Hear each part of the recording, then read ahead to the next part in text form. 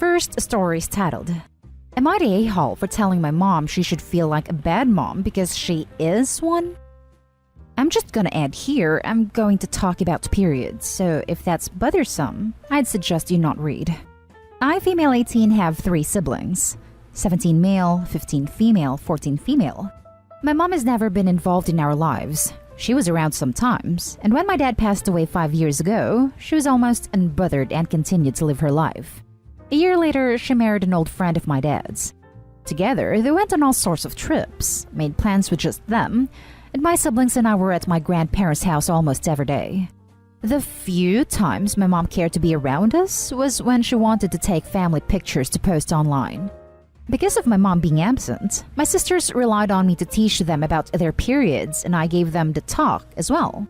I've discussed those things nearly 2 to 3 years ago and did my best to explain everything I knew at 16, and it seemed to have done the job. Since quarantine, my mom has been forced to stay at home, and she pouted about it the first few months. Around July last year, she found out my youngest sister was having periods, and she got annoyed she wasn't the first to know. My sister has been having them for over 2 years. Lately, my mom has been trying to talk to my sisters and offer them motherly advice, as she calls it. She's had no access, but still pushes it almost daily. Last night, my sister was having a really off day and went to bed earlier than normal. My mom kept bothering her and telling her it was too early to sleep. It was 9 p.m., and my sister blew up at her and told her to basically piss off. She came downstairs where my brother and I were at, and she started going on how she blamed my dad for making us choose him as the favorite parent, and if it weren't for him, she'd have a better relationship with us. That much ticked me off, because she chose to live some child-free lifestyle rather than be around us. She kept going on how she missed so many milestones in our lives, like my sisters getting their first period or my brother getting his first girlfriend. Not once did she try to acknowledge she was the main reason she missed those things. Here's where I feel like an a-hole. I blew up at her, completely lost it. I told her she needed not to blame my dad, and if she wanted to know the real reason she missed out, she should look in the mirror. She started crying, instead of making her look like a bad mother. I ended it with, she should feel like a bad mother because she is one. I've since felt awful for what I said, and I think I might have been too harsh on her. Am I the a-hole? Now for the top comments.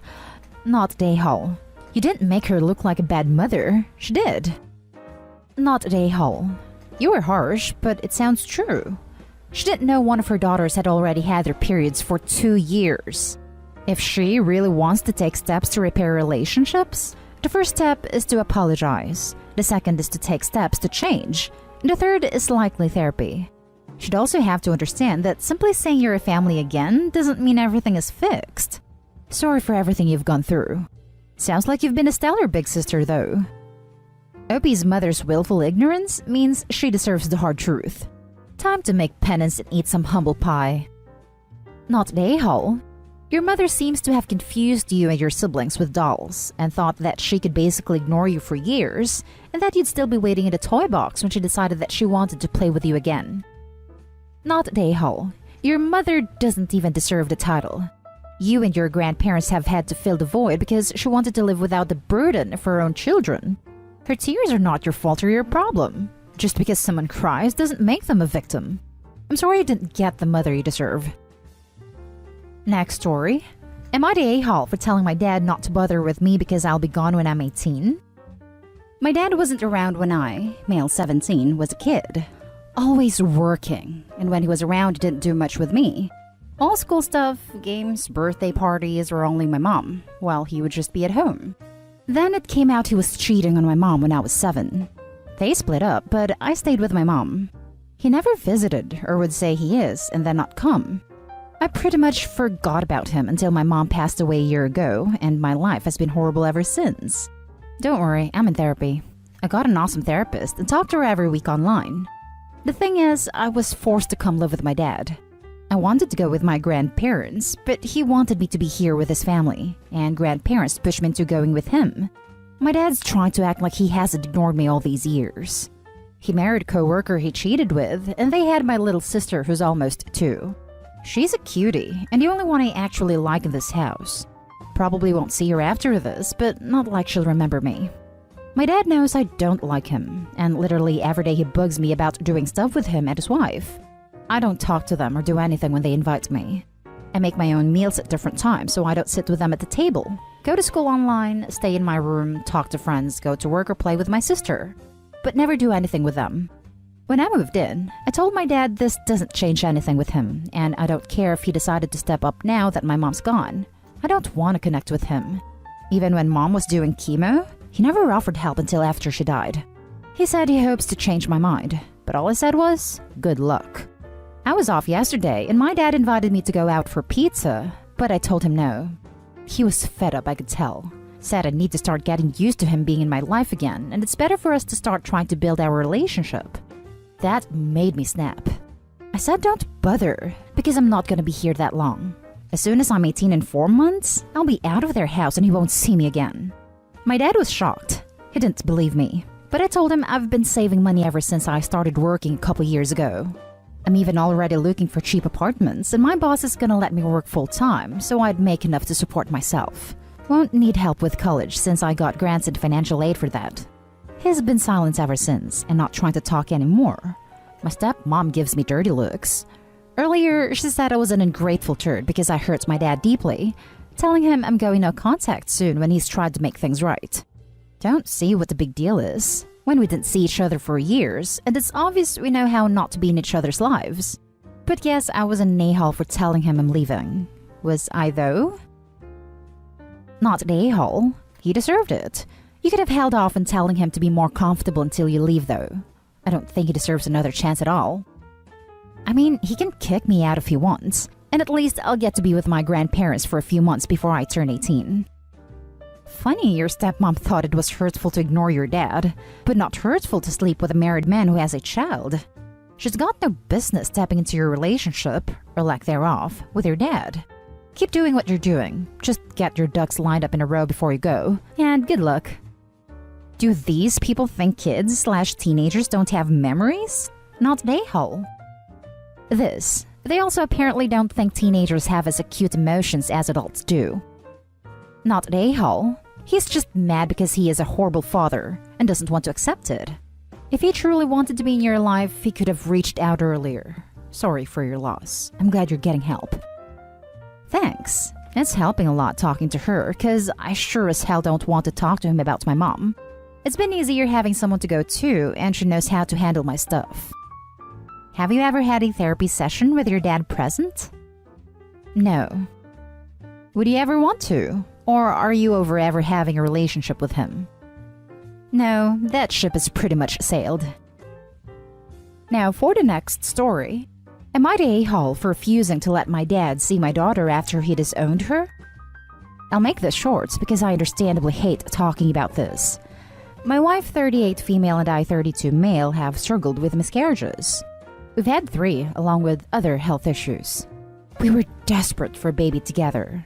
We've struggled for years. And thank goodness we were lucky to find out we were expecting a baby girl. My parents were thrilled, especially my dad. He bought clothes/toys/checked in on us, and made sure he was there to support us and his future granddaughter.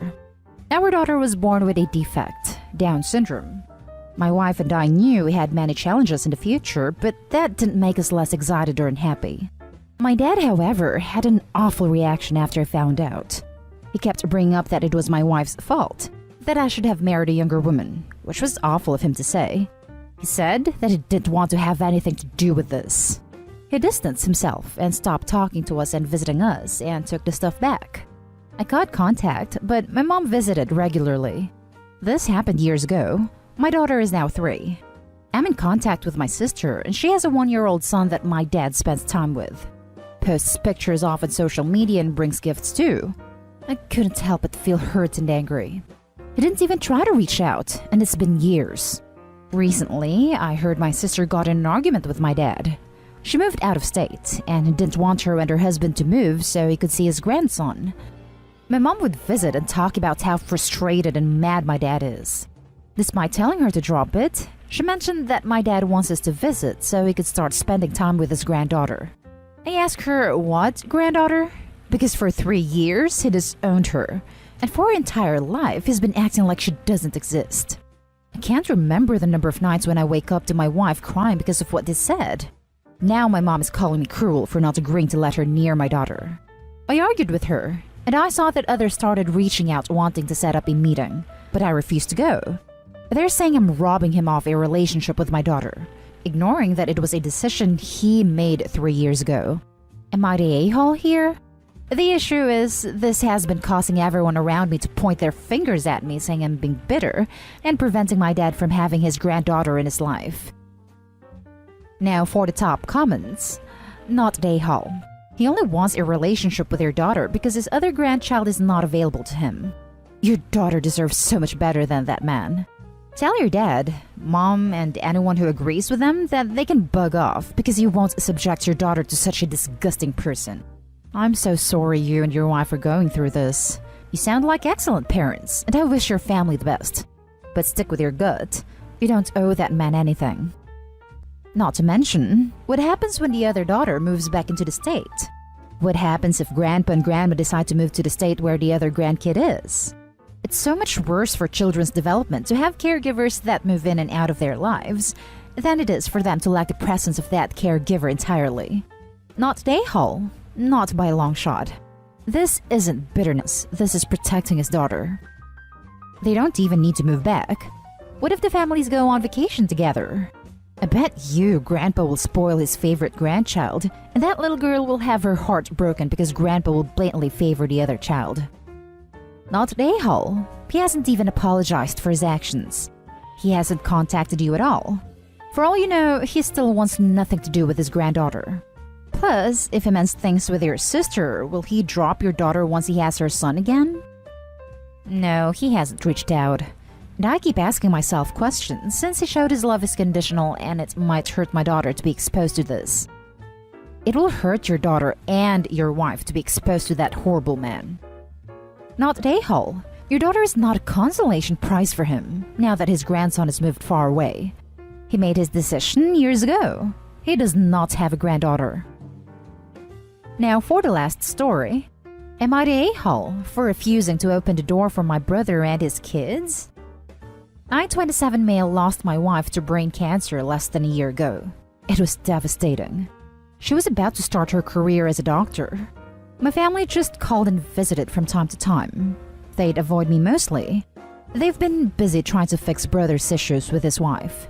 They've been having problems for months, and my mom and aunts were trying to get involved and fix the situation for the sake of the kids. My brother ends up going to stay with my mom every time he had an argument with his wife. They have 3 kids. I've heard brother and his wife are doing okay, and mom calls me to check in on me, mostly to brag about her efforts to fix the situation between my brother and his wife. This was my first Valentine's Day without my wife, and it hurts. I decided to spend a day at home by myself and look at some pictures and remember some of our great moments as a way to feel better. I got a call from my brother telling me that he and his wife were on the way to drop off their kids so I could watch them while they go out to a restaurant. I politely said no, said that I needed some time for myself. This is my first Valentine's Day without my wife, so I expected they'd understand. He finished the call deliberately. Then 18 minutes later, I heard knocking on the door. I saw my brother with his kids at my door. I was pissed. I spoke to him behind the door and told him I won't open the door after he already ignored my answer. He complained that he's already here and didn't find anyone else, and that I was being unhelpful and mean to my nephews and niece. I reminded him that I wanted time for myself and I'm not ready to babysit for them. His wife got out of the car and they both started talking about how selfish I was and that I'm refusing to help and trying to ruin their dinner because misery loves company. I argued with them, and after they kept pressuring me, I walked away from the door and went into the bedroom. They left. Then I received a call from my mom berating me for refusing to watch the kids and that I might have just ruined what she and aunt tried to fix. That brother needed support at this time, and I was being unsupportive and bitter. I lashed out and reminded her that I'm the one who needs support because my wife's no longer here. It hasn't even been a goddamn year and this is how they're acting? I just hung up on her after she tried to blame me for not opening the door for them and said I was selfish and miserable. From what I understand, my brother was probably counting on me having the kids till the next day. Since mom mentioned details, I assume it was her idea, but I ruined it for them. I know this isn't the first time I babysit for them, but this time I really thought they'd leave me alone. My aunt had her son-in-law and daughter visiting, but I have no idea why my mom didn't take the kids. Probably thought that having the kids stay with me will keep me from feeling upset. Not a hole. They're being extremely selfish, and it's not your job, or frankly, anyone else's, to help fix their relationship or watch their kids. They suck. I'm sorry for your loss. Looks like they've gotten used to being the center of your mother and aunt's world because of their problems. Just ignore them. As the top comment points out, it's selfish and not your problem. Not a hole. Not a hole. First off, I'm so sorry about your wife. Cancer is a demon I wish we never had to meet. Second, you said no. No is a complete sentence. They counted on you saying yes and steamrolled you when things didn't go their way. It's horrible. Your family is wretched for this one. These people are not family. They are genetic kin only. I hope he lost his family when his wife died. I hope he has other friends who can become his family. Why didn't your mom or aunt watch them? Trying to fix the situation with words is cheap and easy. Actually, babysitting costs money and is rarely easy. And that's the end of this video, folks. As always, leave a comment and hit like and subscribe. And if you want more of this content, turn your notification on to get updated on the latest videos. And I'll catch you in the next one. Stay safe.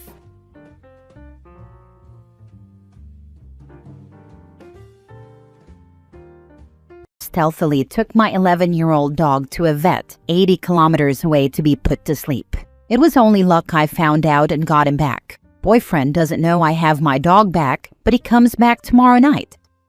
Original post. My boyfriend, J23 male, left for a trip up the coast to help family on Friday morning. While I-23 female was at work Friday, I got a phone call from one of my ex-flatmates, Bob, who I lived with at uni. He thought he had my dog with him and phoned me because someone had dropped him off at the vet surgery he worked at to be put to sleep. Bob sent me pics, and it was my Stixie. I'd recognize him anywhere. I grew up with him, and he was so close to me when I left home to study. There were no questions about it. Stixie stayed with me. Bob kept Stixie with him, and I drove to pick him up as soon as I was out of work.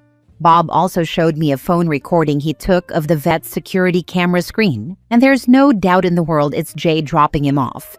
He's even wearing the same clothes he left in this morning before I went to work.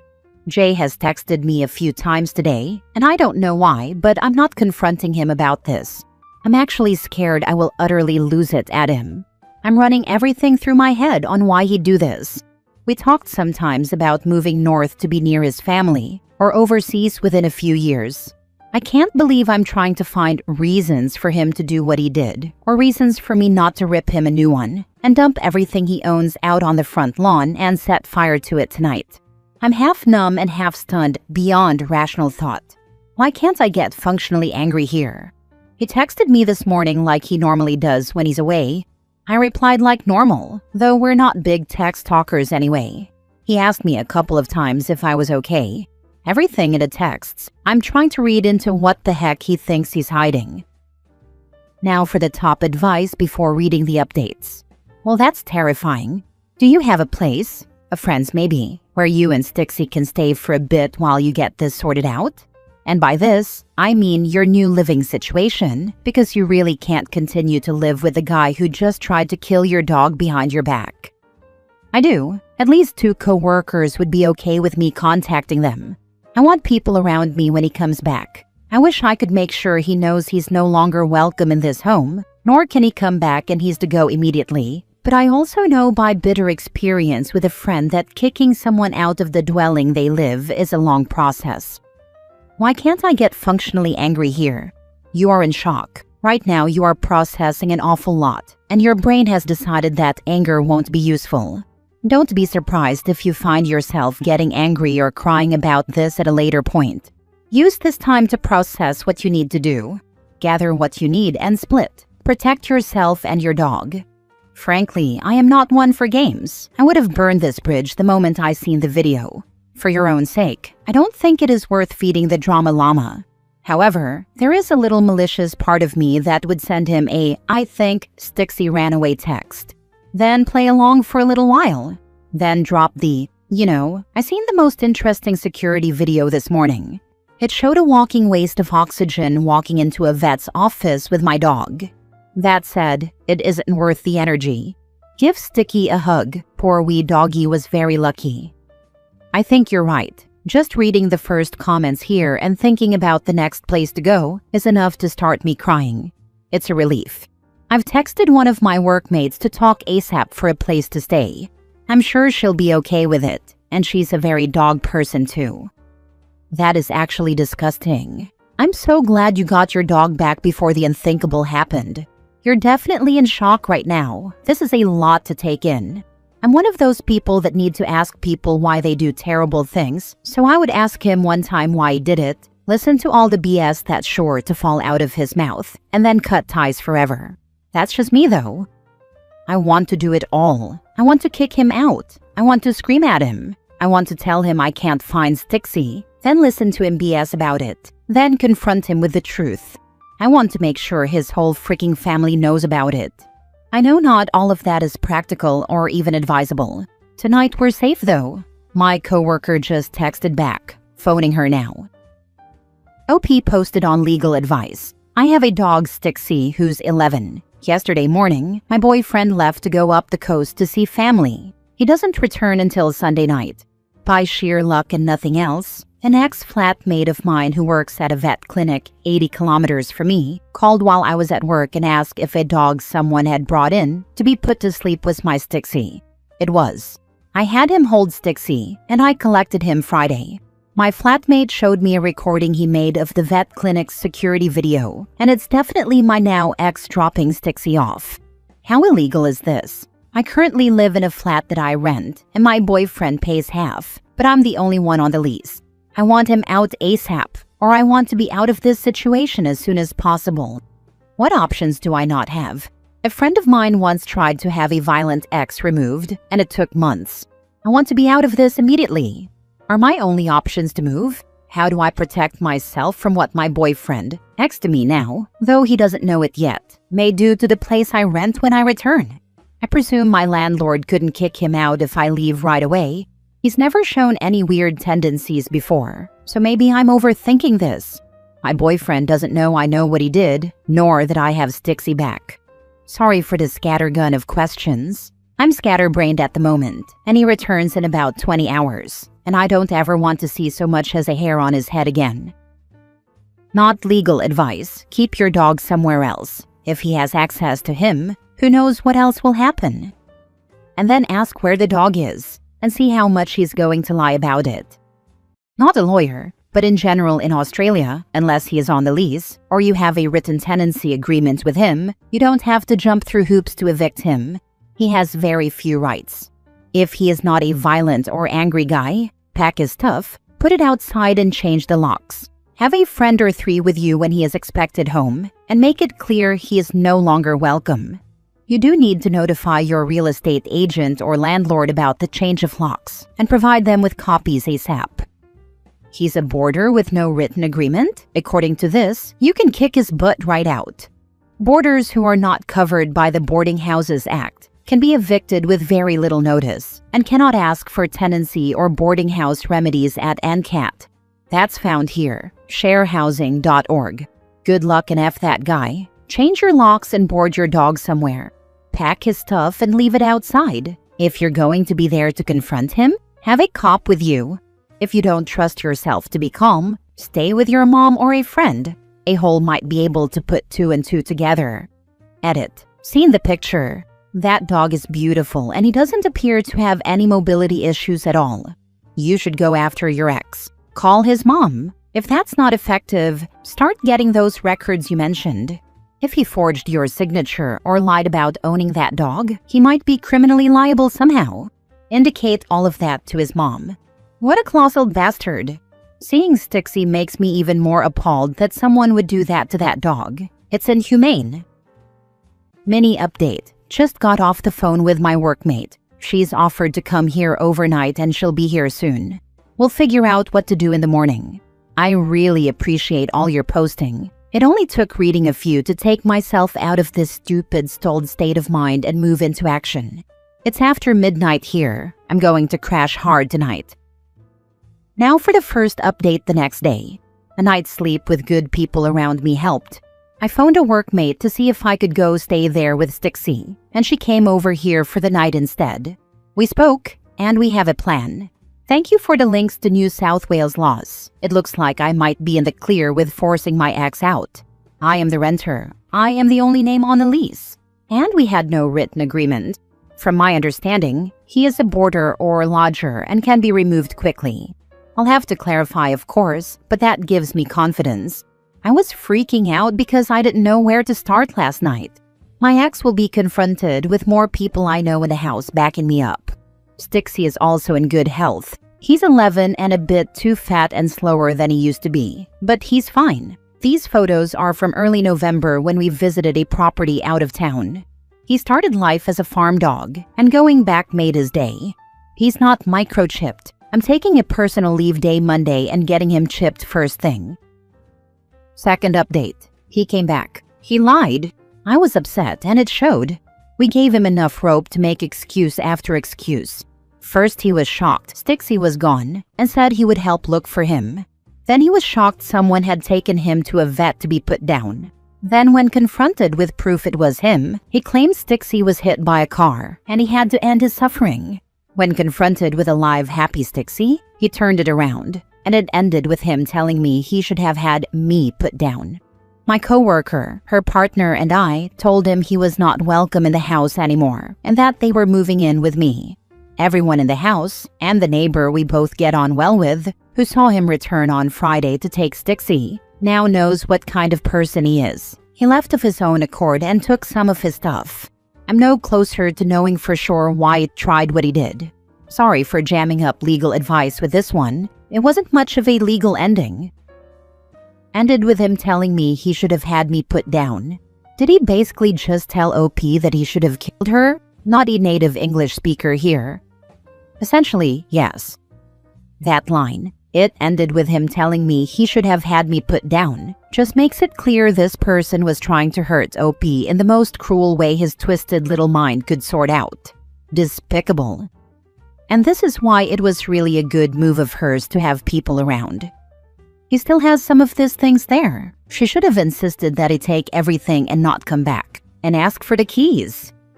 She should have packed all his things up and put them in storage, moved a few friends into the apartment, rearranging the furniture in the process, and changed the locks. Then, when the ex arrived back home, the friends could deny knowing him or that he ever lived there. Just gaslight the heck out of that lying POS. If ex called the police, he wouldn't even be able to describe the interior of the apartment accurately. Then just mail the key to the storage unit to his friend, relative, or job. My grandfather did this to my mother. She was a grown woman. He just came into our house while no one was home, took our admittedly elderly but not suffering husky, and had her put down. My mother was devastated. It's such a vicious, sociopathic thing to do. To hell with anyone who does that to someone. It's so incredibly cruel.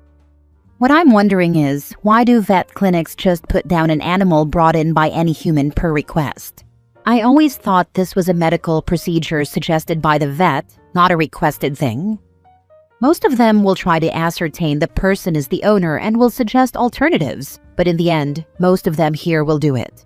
Because the last thing they want is some awful owner going home and taking care of it themselves, leading to terrible suffering. I'm so lucky my local animal control did this. When I was 14, I had to move across the country because of my dad's work, so we rehomed 3 of our 4 cats, and the 4th was supposed to stay with my grandparents until we moved back home 3 years later.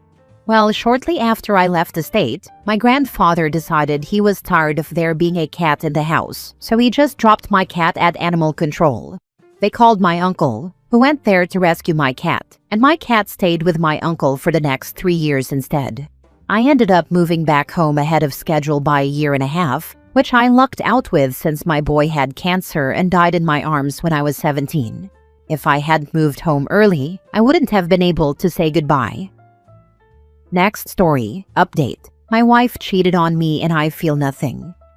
Original post. My wife of 10 years cheated on me with someone from her past. I didn't go looking for it, but I accidentally found out. He cut it off since his wife is pregnant, and from the looks of the messages, she seems upset. What's so odd is I feel nothing. Not sad or angry, not even hurt. I feel relieved. We haven't been doing well for a while. I attempted to take my life 2 years ago, and it just hasn't been the same since. I never thought she would cheat on me. I tried to be better for myself and for her, and get myself out of that dark place, but I guess it wasn't enough. I'm not going to confront her, but I am going to leave. Not tonight or tomorrow. I'm going to tell her I don't love her anymore. Maybe having both men she loves tell her they're done will humble her. There's no apology to be given from her. She did what she did, and I'm at peace with it. Anyway, I'm going to build a Lego set and have a beer. Now for the top comments before reading the update. OP, prior to disclosing your intention of leaving your wife, I humbly suggest that you privately confer with a seasoned family law attorney to discuss your entitlements and alternatives regarding divorce. Educate yourself regarding the divorce process. Focus on yourself and your well-being. Best wishes to you. Stay well. This is so important. I did this before telling my ex I was done. OP, I know you say is that you feel nothing, but that doesn't appear to be the truth. Correct me if I'm wrong. Like you said, you feel relieved. You don't have to feel sad. You don't have to feel upset. You can just feel relieved, and that's entirely healthy. Everyone has their own emotions and their own response to certain situation. I had this ex who cheated on me, and when I found out, I was upset. But I also felt so much relief. I had been trying so hard to make the relationship better, and it just always felt like something was wrong. Constant fighting, her staying up late but not texting me, lying to my face about things, etc. When I found out she cheated, it gave me my green light to leave. It lifted the weight I had on my shoulders, keeping me there. So, I'm not surprised to hear that you have had a slightly similar response. Now for the update. Hello. Almost a month ago, I posted on here that I found out my wife had cheated, and I felt nothing. I thought I would give an update. I confronted her. I said I know she has been sleeping with someone behind my back. I do not want an apology, and we're over. I didn't want an explanation or an excuse because there is none. She chose to betray me. She chose to go against our vows and what I believed our marriage stood for. She didn't say much but cry and apologize, but I wouldn't hear it. I also found out who the wife of her affair partner is, and I told her as well, and showed the messages and pictures I found. Needless to say, she is heartbroken, and this wasn't the first time he had cheated on her. I ended up leaving and getting an apartment. I took some time off work, built a gaming PC, and filed the divorce papers. I still don't feel much in the negative sense, but I do feel peace. She has been trying to get me to work things out, and I ignore her. That chapter of my life was over the moment she began her affair. Crazy how you think you have everything and life is perfect, and now you're sitting alone in your apartment, eating takeout and drinking a beer. I think I'm okay with this though. Thank you all for reading and all the kind comments on the original post. I appreciate all of you. Remember, you are worth it and you are loved. Love without respect is worthless. So, if she wouldn't respect you, your brain did the next best thing and respected itself. I wish everyone had a switch to flip. I think what made me not feel much of anything was understanding the moment she cheated on me. It was over. She didn't care then, and she only cares now because she doesn't have me or her affair partner. Handled it like a champ. Deep respect for you, brother. This is literally the blueprint on how to handle a cheating partner. Big ups to OP. I know it won't feel like a win, and it's not. Everybody has lost something, but he now has peace of mind and heart. Thank you. I hate drama. I felt like for the sake of myself, I needed to exit as smoothly as possible. Did this after my wife cheated and we divorced. For the last 20 years, I've thrown myself into my business, gaming and raising my kids. Should have included the gym and maintaining my friendships and therapy in the mix also, because now I'm over 300 pounds, alone, kids in college and starting their lives, and trying to get fit in my 50s. Best of luck to you. Glad you saw happiness on the other side of the mess. I appreciate your reply. Thank you.